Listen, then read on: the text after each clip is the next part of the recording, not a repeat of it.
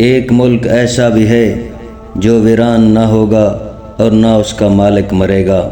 گزشتہ زمانے میں ایک بادشاہ نے ایک شہر بسایا اور نہایت خوبصورت بنوایا اور اس کی زیبائش اور زینت میں بہت سا مال خرچ کیا۔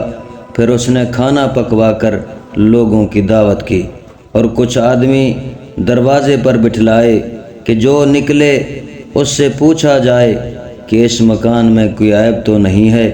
چنانچہ سب نے جواب دیا کوئی عیب نہیں ہے۔ آخر میں کچھ لوگ کمبل پوش آئے، ان سے بھی سوال کیا گیا کہ تم نے اس میں کوئی عیب دیکھا؟ کہا 2 عیب ہیں۔ پاسبانوں نے اسے روک لیا اور بادشاہ کو اطلاع دی۔ بادشاہ نے کہا میں ایک عیب پر بھی راضی نہیں ہوں، انہیں حاضر کرو۔ پاسبانوں نے ان کمبل پوشوں کو بادشاہ کے سامنے حاضر کیا۔ بادشاہ نے دریافت کیا کہ وہ 2 عیب کیا ہیں؟ کہنے لگے کہ یہ مکان اجڑ جائے گا اور اس کا مالک مر جائے گا۔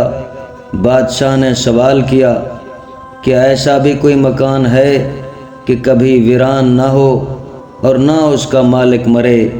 انہوں نے کہا ہاں، اور پھر انہوں نے جنت اور اس کی نعمتوں کا ذکر کیا اور شوق دلایا اور دوزخ اور اس کے عذاب سے ڈرایا اور حق تعالیٰ کی عبادت کی رغبت دلائی۔